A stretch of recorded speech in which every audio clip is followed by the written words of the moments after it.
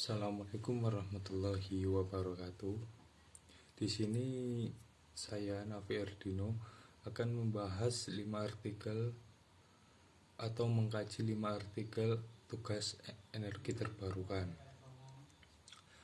Pertama, masyarakat pedesaan selama ini memang masih sangat tertinggal dalam hal pemanfaatan energi listrik rumah tangga dalam memenuhi kebutuhan minimal khususnya untuk penerangan di malam hari. Sumber daya alam yang tersedia memang belum dimanfaatkan secara maksimal akibat keterbatasan pengetahuan, dana, dan perhatian pemerintah akan kesejahteraan masyarakat pedesaan yang jauh dan terpencil. Selama ini, masyarakat yang notabene adalah petani penggarap untuk perkebunan seperti kopi, coklat, cengkeh, yang lain yang nilai jualnya tidak tetap sesuai dengan perkembangan harga pasar. Semua ini membuat kesejahteraan petani menjadi urutan yang paling akhir.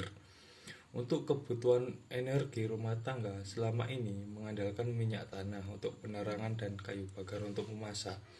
Dusun gambuk dengan penduduk yang tinggalnya saling berjauhan antara satu rumah dengan rumah yang lainnya. Dengan kondisi rumah sederhana memang bukan menjadi tempat tinggal yang permanen selamanya. Masyarakat akan tinggal menggarap hasil kebun kira-kira 6-8 bulan di lokasi. Selain itu, tinggal di dusun yang lebih mudah diakses ke jalan raya yang lebih besar seperti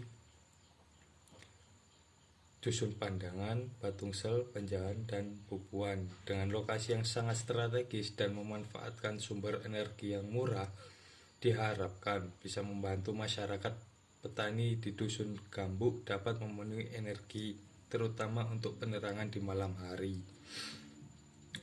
Untuk kajian kritisnya, mengingat ini merupakan masalah dari suatu artikel,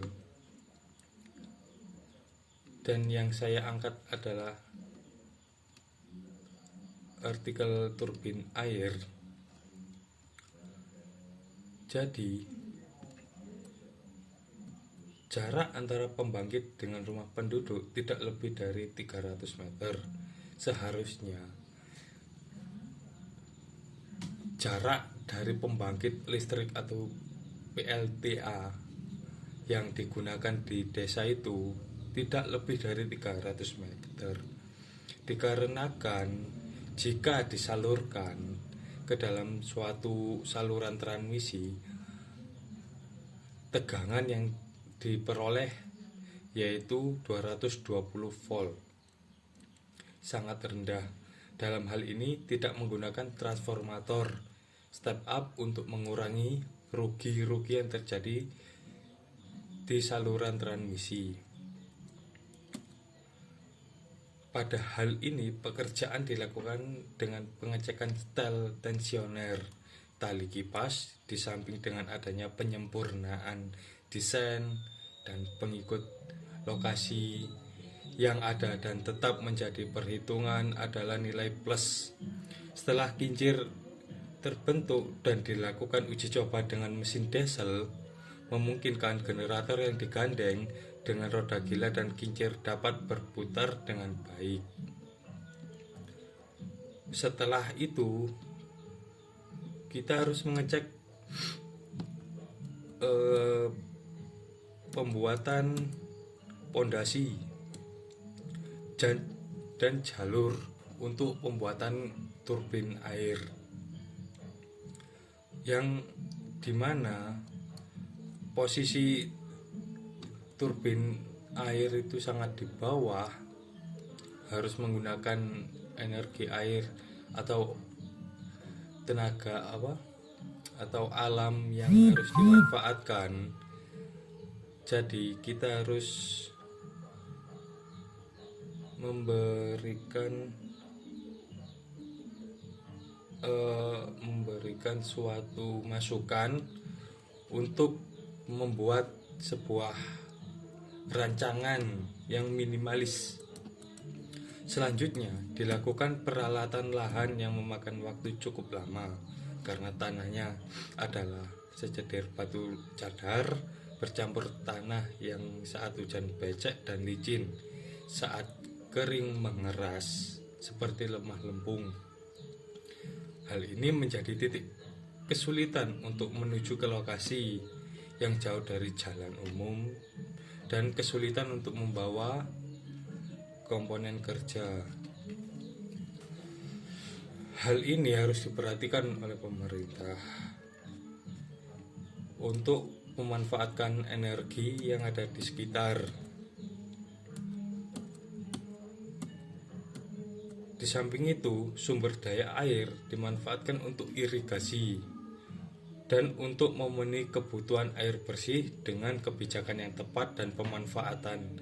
Maka diharapkan banyak usaha atau kegiatan produktif akan muncul sehingga meningkatkan perekonomian masyarakat.